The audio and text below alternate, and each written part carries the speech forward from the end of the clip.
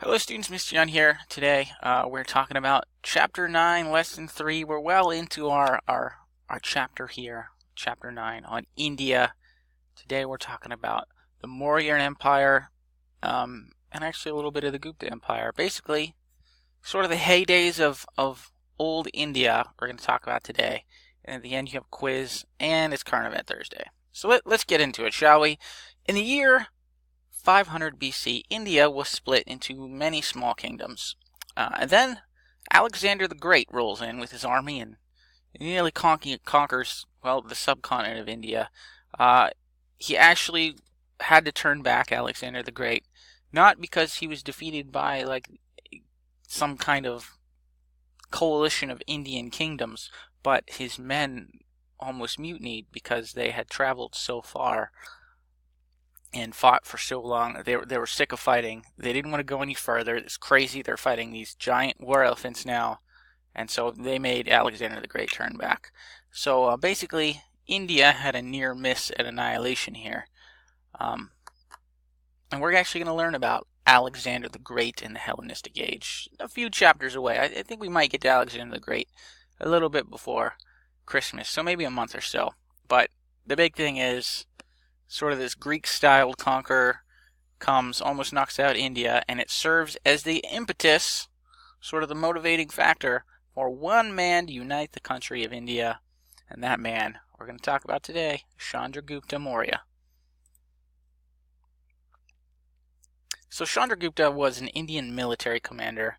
After that close call with the Macedonians, Alexander the Great, he saw that India needed a strong empire to defend against invasion. So he built an army and then set about conquering the subcontinent, which he mostly did. Mostly. You can see if you look down here, there's just a little bit that didn't make it into the Mauryan Empire, which is what his empire was called. Chandragupta was a pretty decent leader. Once his Mauryan Empire was established, he set up a good post system and ran an efficient government. He set up his capital here in Pataliputra, which is just fun to say. Pataliputra, Pataliputra, Pataliputra. Rolls off the tongue. He was, however, a little bit of a paranoid Looney Tune, turns out. He wouldn't sleep in the same bed 2 nights in a row for fear that assassins would know where he was sleeping. And he had food testers eat all his food first. He was paranoid that someone was going to try to assassinate him. See, he looks like a normal guy, but, you know, a little bit of a Looney Tune. Now, Chandragupta's grandson is a memorable fellow in history. We don't really talk about his son. Skip right to his grandson, whose name was Asoka. Famous Indian man, famous guy in Indian history. He began his reign with, well, like a lot of leaders, they start aggressive with a number of conquests. But it is said that after one battle, as he surveyed the scene of carnage post-battle, he had a change of heart and became one of the pacifistic Buddhists. So he sees all this carnage and he becomes a Buddhist. He's like, hey, this is war stuff. I'm done with it. I'm going to be a pacifist, going to be a Buddhist. So sort of a Buddhist emperor now. The new Asoka focused on improving the lives of his people.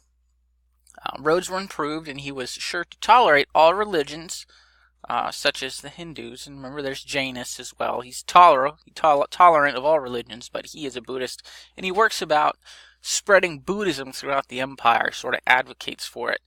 He had rest stops built along the roads and had Buddhist shrines built through the empire, which were called stupas. So basically these stupas, these Buddhist shrines, were set up throughout India, and under the leadership of Asoka, trade also increased in the Mauryan Empire. Basically, the Mauryan Empire thrived under Asoka. Unfortunately, after the death of Asoka, his heirs were not so great. They took land from peasants, enforced heavy taxes. There ended up being a rebellion in the empire, and the last Mauryan ruler was murdered by one of his very own generals. India was once again split into many small kingdoms. So the Mauryan Empire collapses because of weak leadership, which often happens. There's Asoka, and his mustache is on fleek, as the kids say. Are you still saying that? Alright, let's talk about the Gupta Empire. For 500 years, the small kingdoms of India fought each other for control. Then one basically took over and started the Gupta Empire. Basically, one of the empires ended up on, or the small kingdoms ended up on top and ended up forming an empire. I kid you not, this guy's name was Chandragupta I. That would be like another George Washington becoming president in 2020. Mr. Yund awards 0 points for originality. Anyways, Doppelganger Chandragupta ruled for 10 years, and then his son took over. His name was Samudragupta, which is basically maybe the second most famous ancient Indian leader. So Samudragupta succeeded Chandragupta I. Samudragupta was capable on both the battlefield and off the battlefield. So good leader on and off the battlefield, good at war and domestics. He expanded the empire and worked to build Hindu shrines. So whereas Asoka was like the Buddhist leader, spreading Buddhism, Samudragupta spread Hinduism. He had Hindu shrines built throughout the empire. Trade and wealth into the Gupta Empire. It flowed into the Gupta Empire. Very good trading policies. Pilgrims would use the trade routes that he opened up to visit these new Hindu shrines, and many a Hindu shrine filled their coffers with the money from these visiting pilgrims. So that was a big thing during the Gupta Empire, pilgrims traveling around to the different Hindu shrines. Apparently he has his own comic book in India, Samudra. I like those pink MC Hammer pants. Very nice. Now, let's talk about some Indian culture. There were some golden times when the Indian empires were stable. So when there's many warring kingdoms, not so great in India, but when you have a stable empire like the Mauryan Empire while it lasted and the Gupta Empire, you had a lot of culture flourishing. Basically, when times are good, you have time to do things like make beautiful art and music and poetry and writing and stuff. The first written religious work was, of course, the Vedas. We talked about that way back in our Religions of the World. There were many other written epics telling the stories of the Hindu gods. There are many of them, and many were written in poem form. Architecture and the arts flourished. Much of the earliest Indian art did not survive. However, many of the religious art pieces were carved into stone and as a result survive to this day. So that's pretty cool. Music was also important to Indian culture, as was singing. Indian mathematicians of the Gupta Empire made the symbols for 1 through 9 and even used algebra, like x equals, that kind of algebra. They also invented zero and attached its meaning to nothing. So Indian mathematicians invented zero. This is great. I give zeros out in grade books. Just kidding. Kind of. What else? They also came up with the concept of infinity. Have you ever heard of infinity? It's like the everything number. Sideways 8. Means like forever. Infinity. To infinity and beyond. Indian astronomers theorized that the Earth was round and orbited the sun. Pretty profound for the times. They mapped the locations of the stars, so we had some good astronomy going on. Doctors at the time, India were considered to be advanced. They had dentists and even did nose surgery. They conducted surgery to set broken bones and sew up wounds. Advanced for the time or not, I don't think I would want a filling from an Indian dentist of ancient India.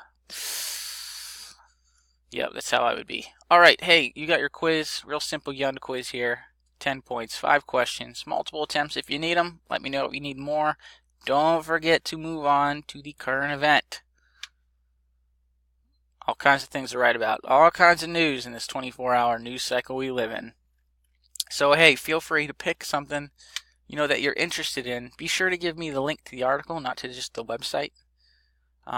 Remember to put the link in there, and feel free to expand beyond these websites. If you're super into like BMX biking, feel free to give me an article about BMX biking from BMX Magazine or whatever. Or if you're a gamer and you want to write about an article from Game Informer, that's fine with me.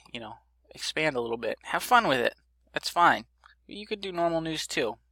That's it. Remember, 2 paragraphs. Give me the link. Check your spelling and grammar. That's it for today.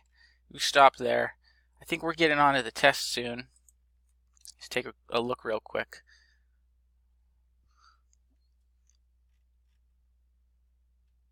Loading up. Alright, there we go. Alright, this is where we're at. 9-3, yep. Current event Thursday, yep. The next day is study day followed by test day. So there you go. We're finishing up India. I think that's it for today. Have a wonderful day. Let me know if you need anything.